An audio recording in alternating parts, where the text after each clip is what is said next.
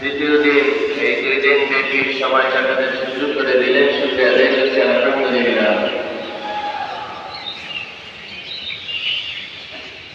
আল্লাহ রাব্বুল আলামিন তার কালামে হাকিমের ভিতরে ইরশাদ করেছেন, ইয়া আইয়ুহাল্লাযীনা আমানু তাকুল্লাহ, হে মুমিনগণ তোমরা তাকওয়া অবলম্বন করো, ওয়া কুনু মা'আস সাদিকিন, এবং তোমরা সাদিকিনদের সঙ্গী হও, সাদিকিনদের সঙ্গী হও। সাদিকিন এবং সাদিকিন যেহেতু আল্লাহ আলামিনের নির্দেশ যে সাদিকিনদের সঙ্গী হতে হবে, আর আল আমরু বিল উজুব, আমর আছে